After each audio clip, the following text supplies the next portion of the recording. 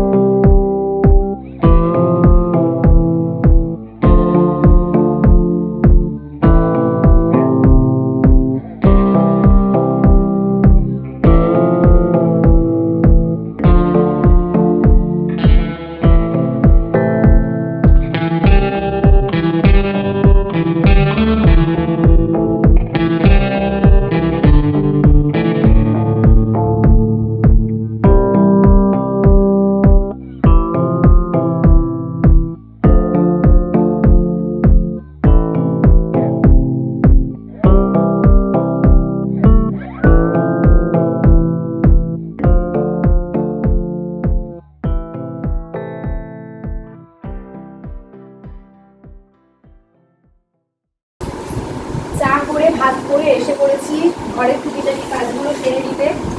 প্রথমেই একটুখানি পর্দাটা সরিয়ে দিই যাতে সকালে রোদটা একটু ঘরে ঢোকে।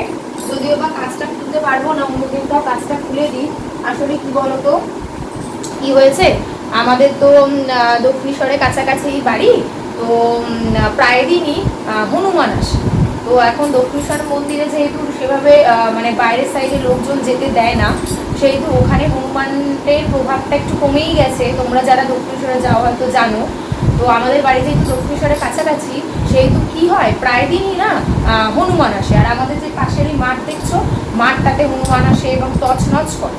এবং পুজোর আগের টাইমটাতে হনুমান এসে আমাদের বাথরুমের যে পাইপ, ওই পাইপ ফাটিয়ে দেয়। এবার সেই দিনকে মানে চতুর্থী বা এরকম কিছু হয়তো ছিল।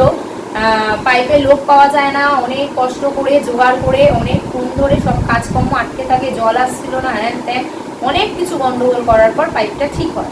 এবার আমরা এই একটা জিনিস একটু ভয়ে ভয়েই থাকি যে এরকম হনুমান আসলে সবারই কিছু না কিছু ক্ষতি হয়। আমাদের সেদিন যেমন করেছে, আজকে যেমন সকালে নিচে যাই, নিচে গিয়ে শুনতে পাই যে আমাদের পাশের একটা বাড়িতে ওখানে হনুমান আসে এবং দোতলার ব্যালকনির দরজাটা মানে খোলা ছিল।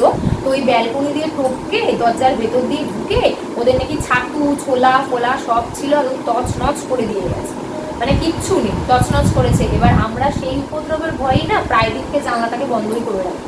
হয়তো একটু খুলি 5-10 মিনিটের জন্য, খুলি, খোলার পরে পরেই আবার যখন মনে পড়ে যে হুট করে যদি চলে আসে, আর তোমাদের দাদাভাইও থাকে না বাড়ির ভেতরে একা, তখন কি করবো ওই ভেবে আবার বন্ধ করে দিই। তার জন্য জানলাটা খুলতে পারলে ভালো হতো। এবার আজকেও যেহেতু হনুমানের উপদ্রব, আমি জানলা আর খুলবো না, জানলাটা এরকমই থাক। জানলা ভেতরে থেকে মানে যতটা আসবে বাইরে থেকে আলো ততটাই থাক, আর খুলে কাজ নেই। এই যে আলোটা দেখছি, রোদটা আসুক না আসুক, এই যে আলোটা দেখছি বা আলোর যে একটা প্রভাব একটা ঘরের ভেতর হচ্ছে, এটাই বেশ ভাল লাগছে। ব্যাস চলো, এভাবেই পর্দাটা খোলা থাক, আর খুলছি না। এবার টুকিটাকি আর যে ঘরের কাজ আছে সেগুলো পটপট করে সেরে নিই।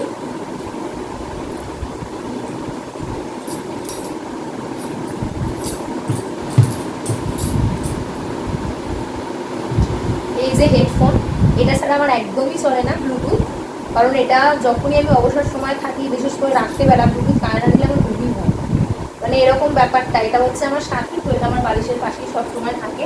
মানে কি হয় বলো তো, এমনটা অনেক সময় হয় হয়তো খুব টায়ার্ড, শুয়ে পড়েছি, কিন্তু একটু গান শুনলে বা কিছু দেখলে ভালো হতো, তার জন্য ব্লুটুথটা উঠে গিয়ে আনতেও ইচ্ছা করে না। তার জন্য পাশে রেখে শুই, যাতে কখনো ইচ্ছা করলে না উঠেও নেওয়া যায়। চলো বালিশ টালিশগুলো গুছিয়ে ফেলি, চাদর টাদরগুলো সবই গুছিয়ে ফেলি। যেহেতু মাঠের পাশে আমাদের বাড়ি, তো কি হয়, মাঠে সব ছেলেরা খেলে টেলে, তো এবার ওখান থেকে ভালো ধুলো ধুলো ভীষণ আমাদের ঘরে আসে এবং সব ফার্নিচারে মানে পড়ে।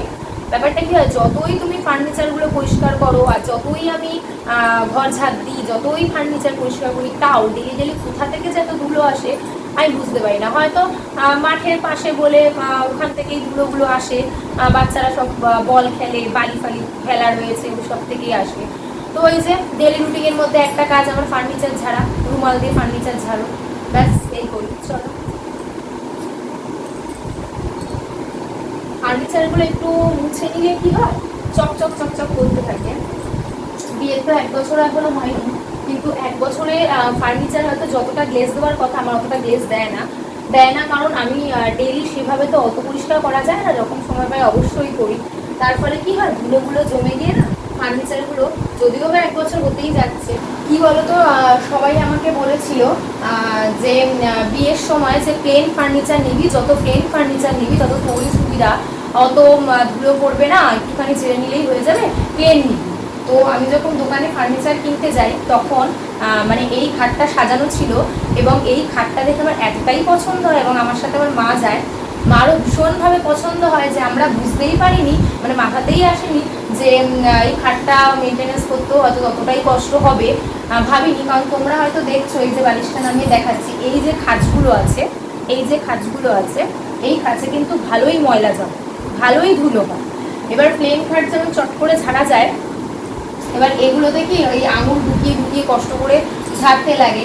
এখন কিছু করার নেই, নিয়ে ফেলেছি তখন মানে চোখের বসে, এখন টের পাচ্ছি। এবং প্লেন খাটে যা নোংরা হয় তার দ্বিগুণ নোংরা এই খাপগুলোতে ঢুকে পড়ে, এই খাপগুলো পরিষ্কার করতে হয়। এই যা, চলো চটপট করে, কথা না বাড়িয়ে, ব্লগটা অত বড় হলে মুশকিল হয়ে যাবে, তো চলো ব্লগটাকে আর না বাড়িয়ে চটপট করে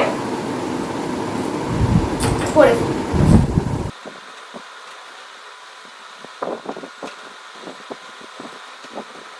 খাটের এই সাইডগুলোও মুছে ফেলি, কারণ খাটের এই সাইডগুলোতেও কিন্তু বেশ নোংরা হয়, বেশ ধুলো পড়ে।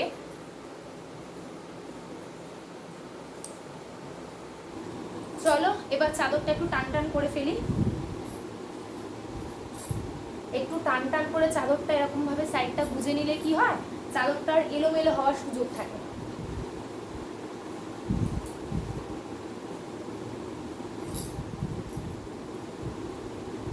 সব কাজকর্ম সেরে এসে পড়েছি এই পাউরুটি নিয়ে, যেটা আমার সকালে ব্রেকফাস্ট।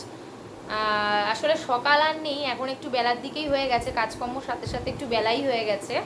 তো এটাই হয়, কি বলো তো, কাজ করতে করতে না টিফিনটা সকালে খাওয়া যায় না, আমার খেতে খেতে এরকম বেলাই হয়ে যায়।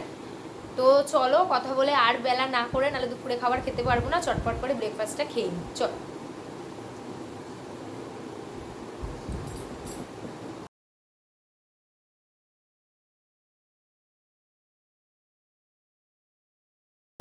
হ্যাঁ, এখন প্রায় 7:15 মতো বাজে। তোমাদের দাদাভাই অফিস থেকে এসেছে, তো আসার সময় আমি বলেছিলাম খিদে পেয়েছে, কিছু একটা নিয়ে এসো। তো অনেকদিন যেহেতু ঘুগনি খাই না, মামুনিও ঘুগনি খেতে খুব ভালোবাসে, তার জন্যই গরম গরম ঘুগনি নিয়ে এসেছে। এখন ঘুগনিটা খাবো, খাওয়ার পরে রাত্রে একটু রান্নার প্ল্যান আছে, রান্না বান্না শুরু করব। চলো দেখতে থাকো।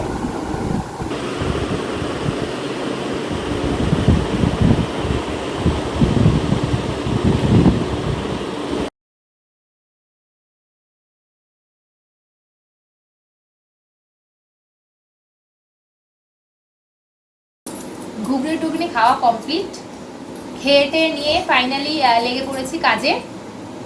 রান্না করার কথা ছিল, অবশ্যই রান্না করব, কারণ প্রায় 7:30 বেজে গেছে রাত্রেবেলায়। তোমরা তো জানোই দাদাভাই অফিস থেকে এলো, তারপরে একটু ইচ্ছা ছিল পটল চিংড়ি বানানোর, চিংড়ি মাছ দিয়ে কোনো একটা আইটেম বানানোর। তো তোমাদের দাদাভাই এলো, তারপরে পটল আলু সব বাজার করে নিয়ে এলো, আসার সময় ছিল না বাড়িতে কিছুই, তার জন্য আমি কোনো কাজই করে রাখতে পারিনি। এগুলো সব বাজারঘাট করে এনেছে, পটল আলু। তারপরে গিয়ে এখন আলু পটল সব কাটি, কেটে নিয়ে চিংড়ি মাছ কি বলতো, ওই মালাইকারি প্রায় টাইমই খাওয়া হয়, কদিন বাদে বাদে আমাদের চিংড়ি মাছ আসে, আমরা মালাইকারি মানে ম্যাক্সিমাম টাইম খাই, কিন্তু সবসময় মালাইকারি ভালো লাগে না। তো তোমার দাদাভাই বললো তাহলে পটল আলু দিয়ে চিংড়ি মাছ দিয়ে তরকারি করো, তো মামুনিও তাই বলেছে। তার জন্য কিন্তু যেহেতু আলু পটল কিছুই ছিল না, ওর জন্য আমি ওয়েট করছিলাম পাবে কি পাবে না, কারণ ও আস্তে আস্তে একটু লেট করছিল। যাই হোক, পেয়ে গেছে। তো তাড়াতাড়ি করে খেয়ে টেয়ে নিয়ে ঘুগনি এখন তাড়াতাড়ি করে স্টার্ট করে দিয়েছি। চটাপট করে আলু পটলগুলো কেটে ফেলি, তারপরে রান্না স্টার্ট করি।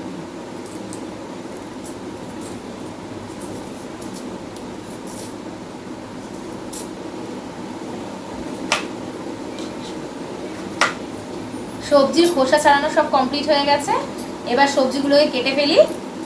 পটলটাকে আগে কাটি, তারপরে আলুগুলোকে কেটে ফেলবো। পেঁয়াজ তো 4 ভাগ করে নেবো, কারণ পেঁয়াজ কুচি করছি না, পেস্ট করবো, তার জন্য 4 ভাগ করে পেস্ট করবো।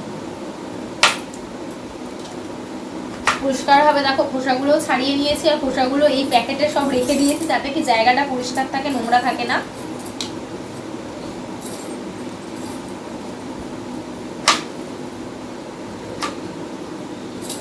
জলগুলো ঝেড়ে ঝেড়েই ওঠাই, নাহলে পুরো জলগুলো সারা বাড়ি বাড়ি হবে।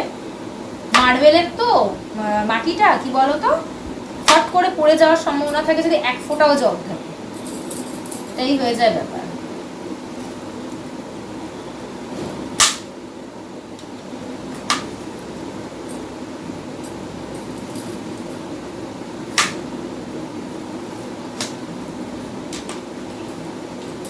এই গামলার জলটাতেই সব ডুবিয়ে রেখে দিই পটলগুলো কেটে।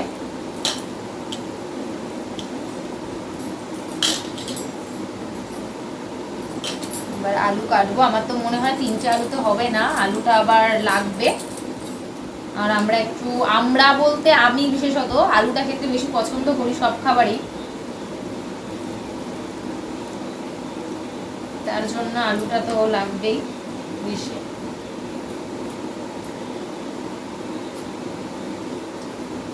ভীষণ শক্ত, ভীষণ শক্ত। এই আলু সিদ্ধ হবে বলে মনে হচ্ছে না।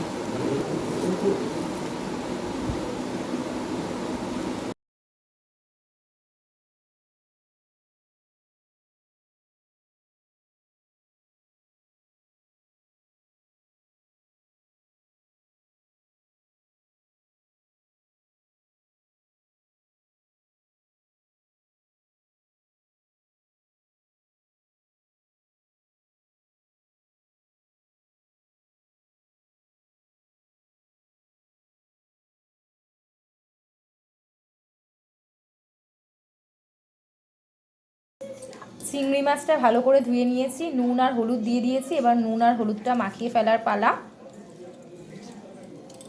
নুন হলুদটা ভালো করে চিংড়ি মাছে মাখিয়ে ফেলে তারপরে চিংড়ি মাছটা ফ্রাই করব।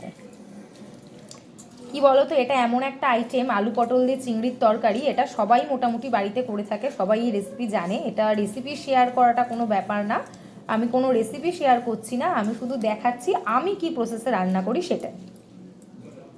আমার রান্নাটাই তোমাদের সাথে শেয়ার করছি, কারণ এই রেসিপি সবাই জানে। এটা নতুন করে আলু পটল আর চিংড়ি মাছ দিয়ে রেসিপি জানানোর কোনো দরকার হয় না। ভালো করে হলুদ আর নুনটা মাখিয়ে ফেলেছি। এবার পালা হচ্ছে ভাজার মাছগুলোকে। ব্যাস, এবার ভেজে ফেলি মাছগুলো।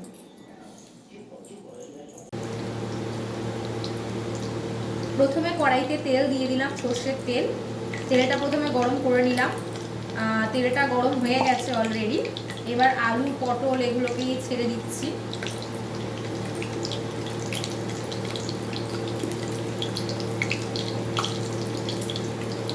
আলু পটলগুলো ভাজবো, তার আগে আলু পটলগুলোকে ছেড়ে দিচ্ছি কড়াইতে। ভালোই গরম হয়েছে তেলটা।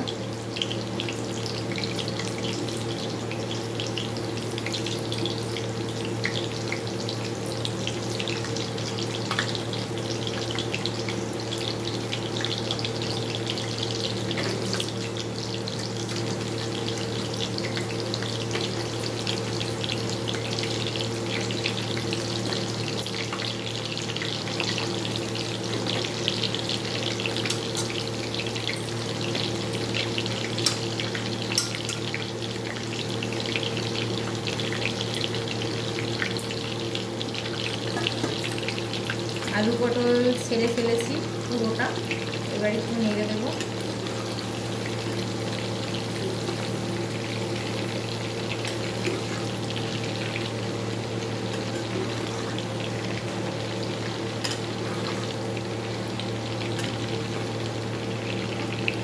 আলু পটলটা ভাজা হবে।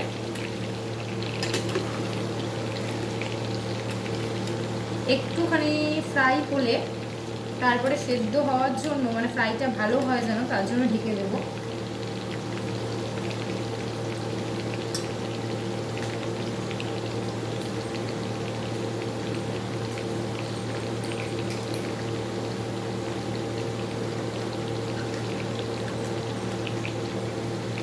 ভাজাটা হতে হতে আলু আর পটলে যেন একটু নুন থাকে, তার জন্য হালকা করে অল্প একটু পরিমাণ মতো আর কি নুন দিয়ে নেব, যাতে ভাজাটার মধ্যে নুনটা হয় আলু আর পটলে।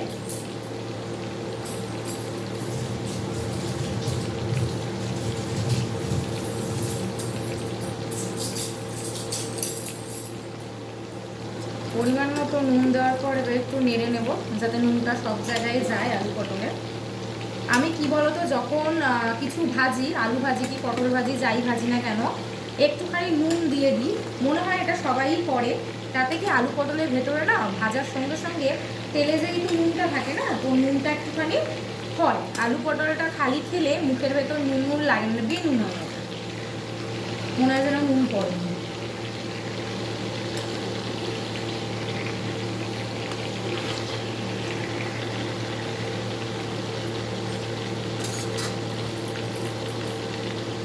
এটা ভাজা হতে থাক, আমি এই ঢাকনাটা দিয়ে ঢেকে দিই, একটু পরে আবার নাড়িয়ে দেবো।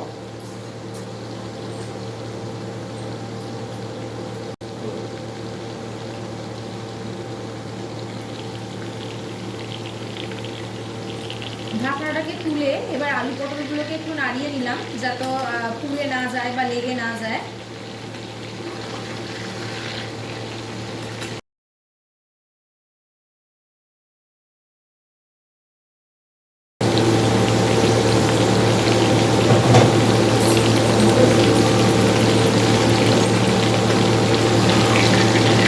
আবার একটু নাড়াচাড়া দেব, আলু পটলগুলোকে দিয়ে এবার তুলে নেব। প্রায় মোটামুটি ফ্রাই হয়ে গেছে। এর থেকে বেশি ফ্রাই করলে যখন আমরা ঝোলের ভেতরে ফোটাবো তখন খুবই নরম হয়ে যাবে এবং গলে যাবে আলুগুলো। পটলগুলো হবে না, আলুগুলো গলে যাবে। তার জন্য ফ্রাই মোটামুটি হয়ে গেছে, এবার তুলে নিচ্ছি।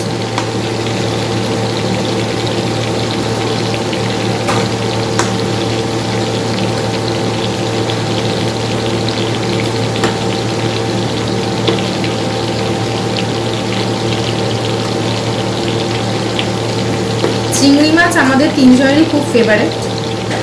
আমার, তোমাদের দাদা ভাইয়ের, মামুনির। মামুনিও কাটা মাছ খেতে চায় না, আর রুই মাছ আর কতই বা খাবে, সেটাও আর খেতে চায় না রেগুলার। স্বাভাবিক, রেগুলার কারোরই কোনো একঘেয়েমি জিনিস ভালো লাগে না। তার জন্য ওই চিংড়ি মাছটা মামুনিও ভালো খায়, আমিও খাই, তোমাদের দাদা ভাইও খুব ভালো খায়।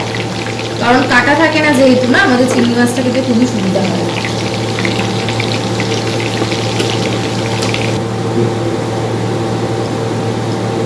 আলু পটলগুলো ভাজা হয়ে গেছে, তুলে রেখেছি, এবং ওই তেলেই এবার চিংড়ি মাছগুলোকে ভেজে ফেলবো। এবার চিংড়ি মাছগুলোকে খুব কড়াভাবে ভাজবো না, হালকা ভাজবো। আমি কিন্তু ওই আলু পটলের তেলেই ভাজলাম। সবাই মনে হয় সেটাই করে, সেটা বড় কোনো কথা নয়। আমি বলেছিলাম চিংড়ি মাছটাকে আগে ভাজি, তো তোমাদের দাদাভাই বললো না, চিংড়ি মাছটাকে আগে ভেজো না, আগে আলু পটলটাকে ভেজে নাও, তারপরে চিংড়ি মাছটাকে ভাজবে। আমার থেকে ও বেশি ভালো রান্নাটা জানে, কারণ ওই আমাকে হাতে ধরে রান্নাটা শিখিয়েছে। তাই ও যখন বললো, ওর কথা আর ফেললাম না, ওর কথা মতোই করলাম আর কি। কারণ মামুনি অসুস্থ, তোমরা জানো। তো মামুনি রান্না বান্না যেহেতু করতে পারে না, মামুনি আমাকে হাতে ধরে শেখায়নি, হাতে ধরে ওই আমাকে রান্নাটা শিখিয়েছে। আর বিয়ের আগে আমি একদমই রান্না পারতাম না, মাছ ছাড়া খুন্তি ধরা টোটালটা ওই আমাকে শিখিয়েছে। মাছগুলো ফ্রাই করে তুলে নিয়েছি। এবার গরম তেলে দিলাম হচ্ছে তেজপাতা, লবঙ্গ, দারচিনি, এলাচ, এগুলো দিয়ে দিলাম গরম তেলে। এবার এগুলো একটু নাড়লাম।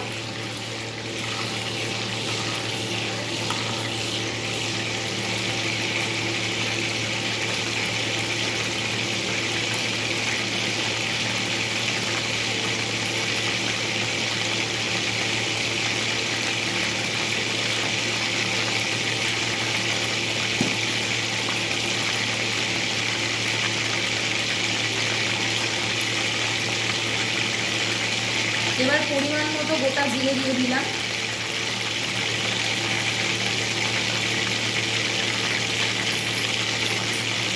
পরিমাণ মতো গোটা জিরে দিয়ে এবার একটু নেড়ে নিলাম।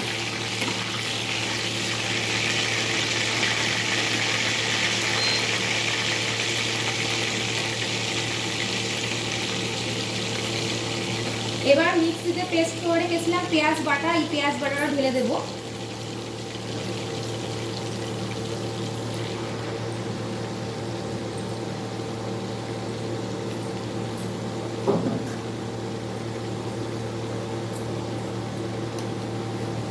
পেঁয়াজ বাটাটা দিয়ে একটু নেড়ে নিলাম।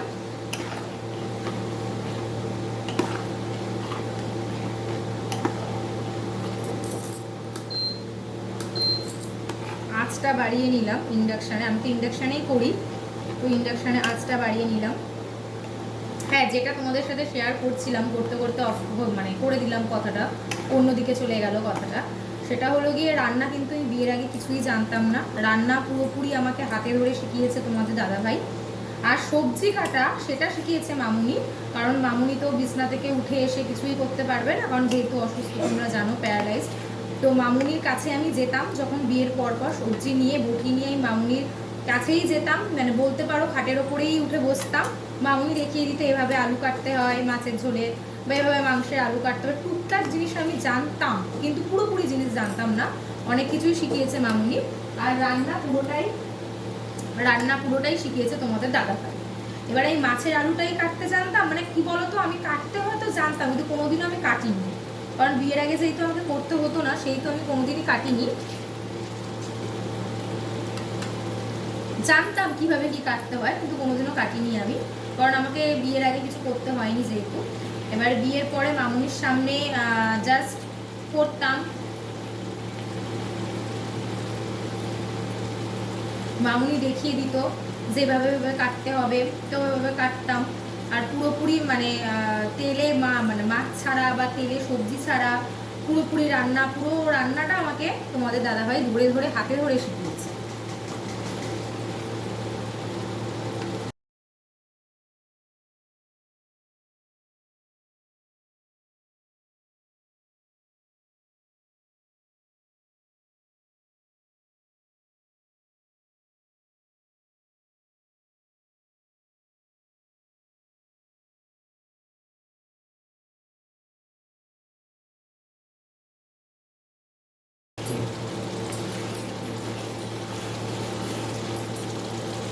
ভালো করে নেড়ে নিয়েছি, এবার এটা কষতে থাকুক। আমার কাজ আপাতত শেষ, এবার কষুক।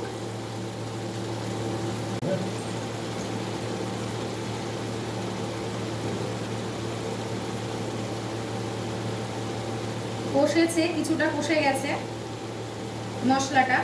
এবার দিলাম হলো পরিমাণ মতো হলুদ,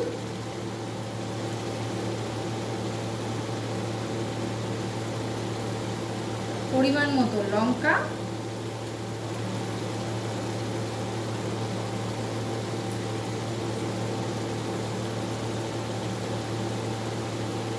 পরিমাণ মতো ধনে।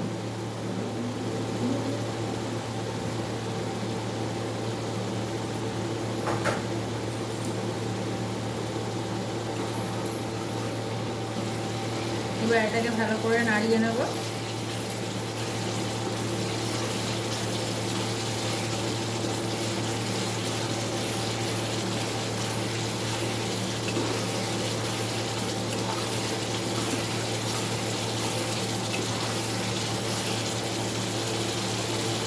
আবার কষতে থাকুক।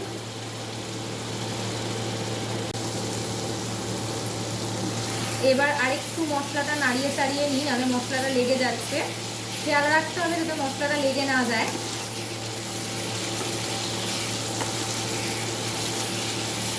তাই একটু নাড়িয়ে চাড়িয়ে নিয়ে এবারে পটল আলুগুলো দিয়ে দিতে হবে।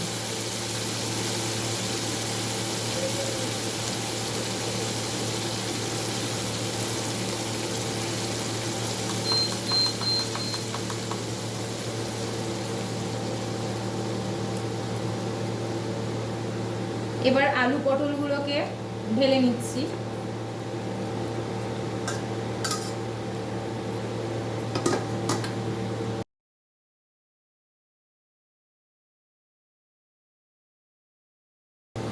আলু পটলগুলো ঢেলে নিয়ে এবার ভালো মতো করে আলু পটলগুলো একটু নাড়িয়ে নিচ্ছি, যাতে মশলাটা পুরোপুরি সব আলু পটলের মধ্যে লেগে যায়।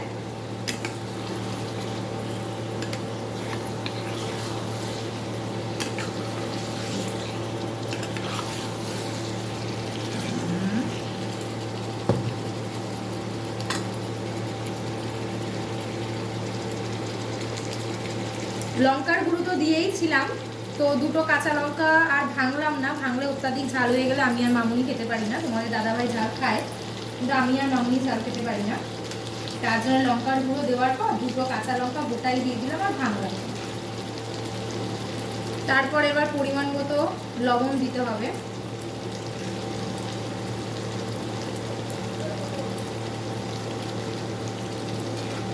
লবণটা যে যেমন খায় সে সেরকম পরিমাণ মতো দিলেই ভালো হয়। আমরা যেমন লবণ খুব একটা খাই না, তাই আমরা এরকম দিলাম। লবণটা যে যার পরিমাণ মতো দিয়ে নেওয়াটাই ভালো, বুঝে দিতে হবে কে কেমন খাবে, কারণ লবণ আর মিষ্টিটা না সবাই একরকম খায় না।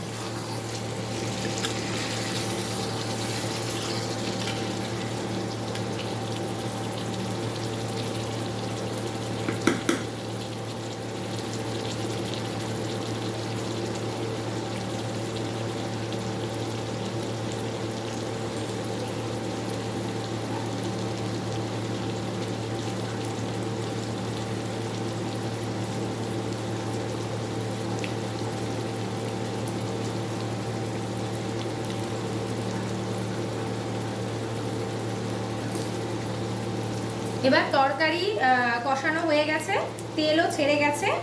এবার আমি জল দিয়ে দিচ্ছি এতে,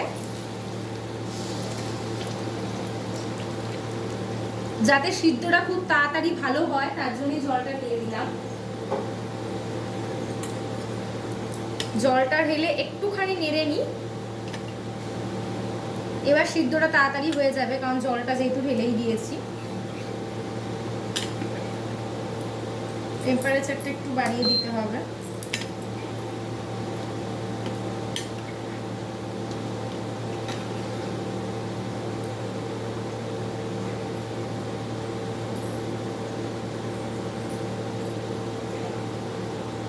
এবার ভালো মতো সিদ্ধ হওয়ার জন্য আবার ঢাকনাটা দিয়ে দিলাম।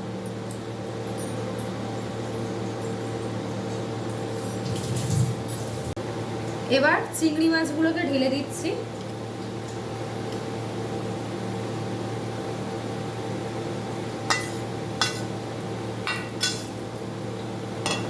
চিংড়ি মাছগুলোকে ঢেলে দিয়ে এবার হালকা করে নাড়িয়ে দিচ্ছি, যাতে চিংড়ি মাছগুলো ডুবে যায় ঝোলে। ডুবিয়ে দেবো মাছগুলোকে। টেম্পারেচারটা আবার বাড়িয়ে দিচ্ছি।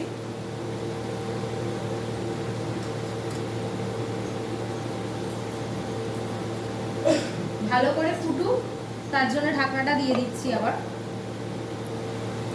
যাতে যেটুকু আলু আর পটল সেদ্ধ হওয়া বাকি সেটাও ভালো করে সেদ্ধ হয়ে যাবে আর ফুটেও যাবে। অলমোস্ট হয়েই এসেছে আমার চিংড়ি আলু পটলের তরকারি, হয়েই গেছে।